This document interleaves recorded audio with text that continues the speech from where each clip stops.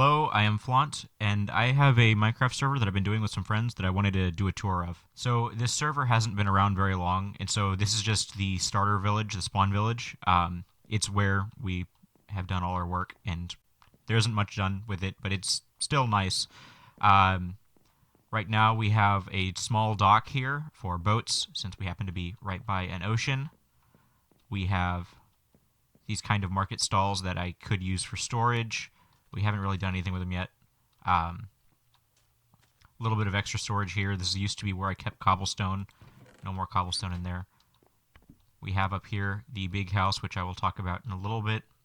And then we have our storage solution barn, which has, I believe I counted 80 chests in it. 80 double chests, I think.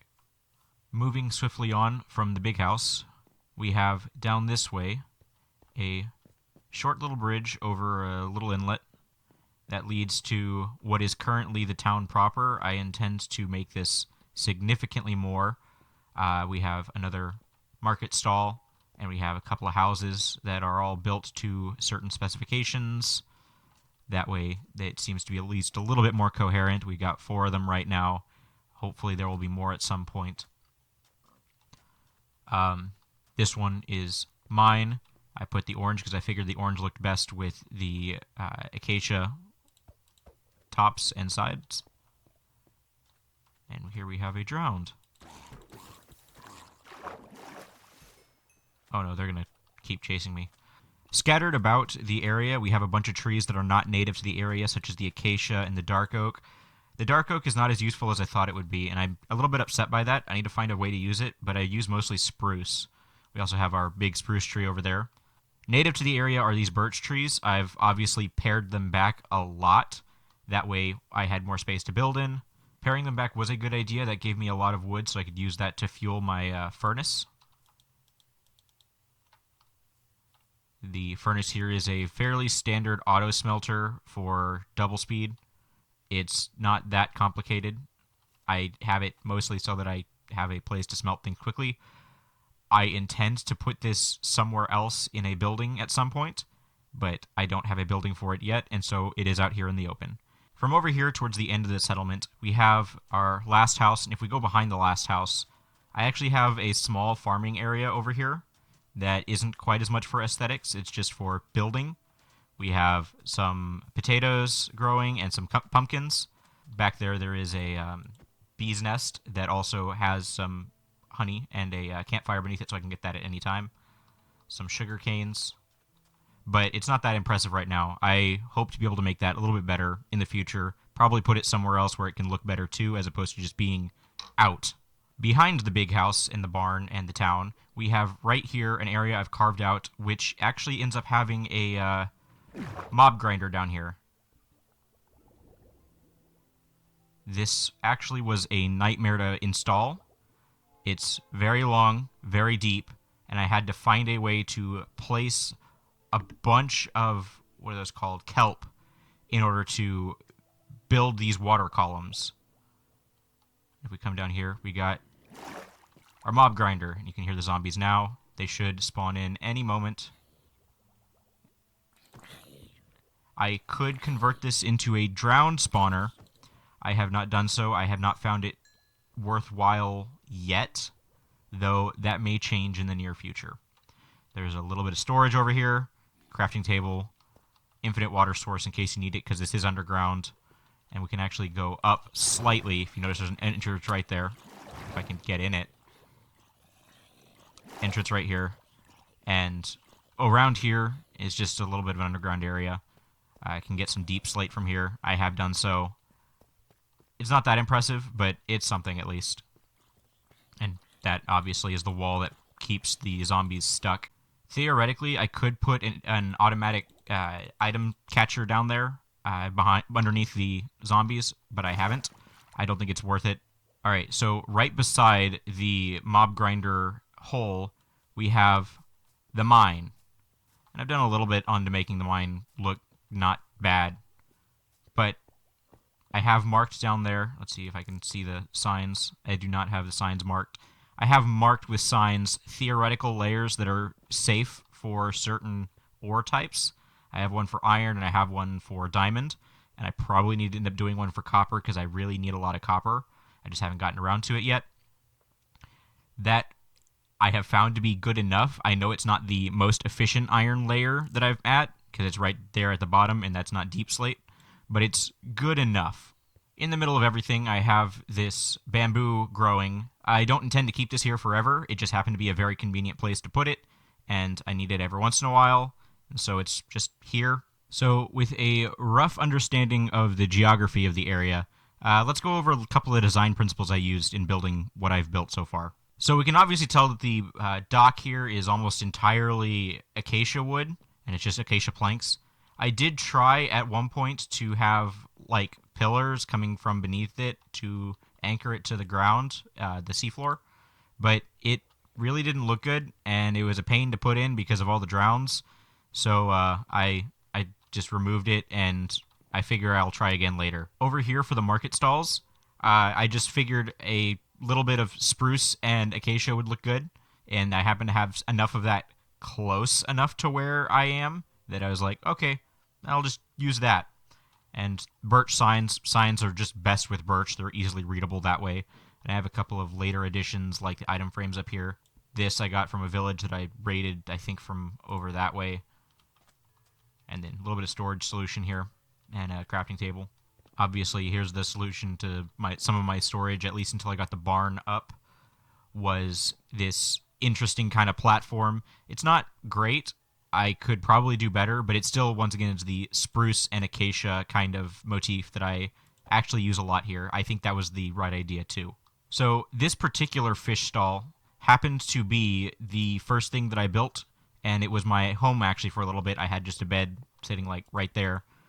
It served its function very well. I had very quickly the idea that it should be a fish stall as opposed to anything else, but I knew also that this was not an appropriate house, and so I built a house later. The standard design for these houses that I've built is like this, and everyone else that has built a house has built one exactly like this. The idea, you have your bed over here, you have 2 storage chests that are personal, and then a furnace of your own in case you need it.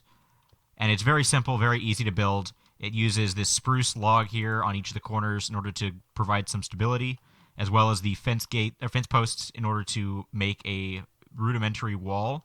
It has this open area which can be decorated in whatever, or just used as a way to view the world. And it uses a couple of fence gates as as windows. So this is my particular house, and the way that I decorated it was I have my trident there. It's a trident there because it's about to break. I have a flower on a pot on top of that because I thought that helped add a little bit of interest to the coloring, especially since everything in here is so orange. I have a clock because it helps me know when I can actually sleep. I have a bed. I painted it orange. And I put banners here to provide a little bit of quote-unquote privacy, shall we say. It's more of just a fake wall, essentially, in this case. This house has been decorated with a pig, and only a pig. Actually, it was originally a cow on the other wall, but the cow died, and so I put a pig there, and then the person whose house it is put the pig on this wall after that. And then this house has been decorated slightly with a hanging lantern and a little bit of an open window this way to view out. Over by the mine, it's built in much the same way. It's just a little bit sturdier, I guess I would say, where it's mostly these spruce logs and some acacia planks, as opposed to having most of its structure be the fence posts. The advantage of this is just that it looks more stable, like it's actually coming out of the earth, and like it actually is being supported by the ground. And, got a little bit of this kind of indents, make it look a little bit rougher in here. I need to bring the staircase all the way down. So this is the barn. I had built this in much the same way that I built the houses. That was my intention. But I also knew that having just like a straight wall of the orange go down would look really bad. So what I do is I have this crossbeam here. And the crossbeam ends up being the separation from the orange wall roof and this kind of fence post idea here. And the fence post would have looked a little bit too unimposing on its own, but the chests behind it actually do help a lot in that regard. The flooring is very simple, follows similar patterns to what we've seen elsewhere. However, I did end up putting chests here. Not chests. crafting tables here. That way it ends up looking a little bit more interesting. I intend to connect the road up to here at some point. I just haven't yet. Looking out from behind the barn, we have over here a bridge and a gate, and I plan to put something on this island. I just don't know what is going to go there yet. Maybe someone else will have an idea and put something there. I don't know. We'll find out. But this bridge is a very simple bridge design. I use the spruce logs in order to make it sturdy and give it kind of a railing, and I add on top of it the actual posts, which provide actual railing. But I also put these lanterns because I thought they looked nicer than torches. Not much I can do to get rid of the torch spam, but anything to reduce it helps. And then this gate. This is a very simple gate, very Japanese-style gate. Very easy to build, very simple. Looks nice, does what it's supposed to do, and like I said, I think something needs to go right here. Leading between the docks and the residential area that I have so far, I have this other bridge that's built exactly the same way as the other, except it's slightly wider. I actually didn't notice that it was slightly wider when I was building the other one. This one was built first. It looks sturdy. It does what it's supposed to do. It's very easy to walk over, which, I mean, if it was only 2 blocks wide, this would be too long for that kind of width. Works wonderfully. And actually, you can get under this one pretty easily. Well, maybe someone else can get under it easily. I have a couple of kelp here. I did grow quite a bit of kelp here before I built the bridge, but it ended up not being worthwhile later on. It didn't look quite right. But so standing on the dock, you can tell over there used to be a couple of islands. I removed them because I thought that they were obstructing the view a bit too much, and I actually need to take down this island too because it's obstructing the view just a little bit too much. I don't like it. I really don't like the way that kind of just stops there, though. I need to fix that, but I don't have the resources currently in order to do that effectively. So the tower here is actually quite interesting. It's built with the same kind of block palette as the rest of the area, except it also has the deep slate. Now, one of the principles that I understand and I'm using here is that if you end up making... When you are following a rule, if you break the rule, it automatically generates interest. So if everything looked completely different and had completely different block palettes, nothing would be interesting.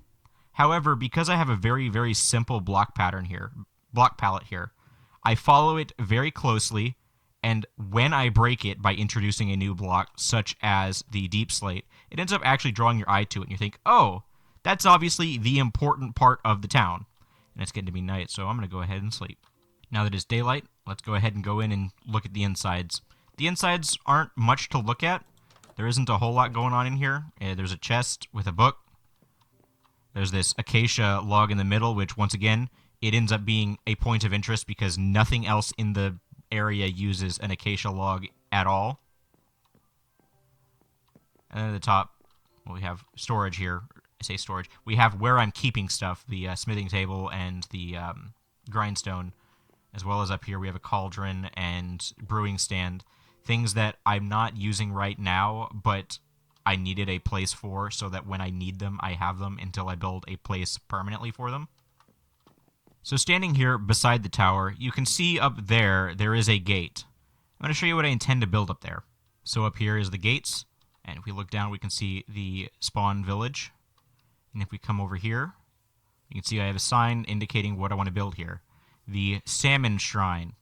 So part of the joke that I have here is that these colors, this kind of orange and brownish, I thought reminded me a lot of salmon, and since this is the spawn town and salmon spawn, I thought it would be really funny to have a strong salmon motif. In fact, I don't think we can see it, it's probably not loaded, but on one of the item frames, I actually have a salmon hanging in it because I thought that was appropriate. The salmon motif, I think, will end up working well. I just need to build the actual shrine here. I intend to have, like, some pools with salmon in them. Maybe I build a salmon face. But I thought this would be a good place to put it, on top of the mountain. It just seemed appropriate. And in here is the resources that I have allocated for it. Obviously, I have the honeycomb dedicated to that because that lets me make the copper. The copper will itself add interest because there's nothing in the area built with copper. I just thought that was a good thing to keep in mind. So the reason I went for this Japanese style for the tower is because all of the buildings around here are kind of flimsy, and I wanted something that was sturdier, but not like a castle that you could easily besiege. So, my understanding of the way that these towers work is that there is a giant pole in the middle, and the towers are built down from it. They hang off of it.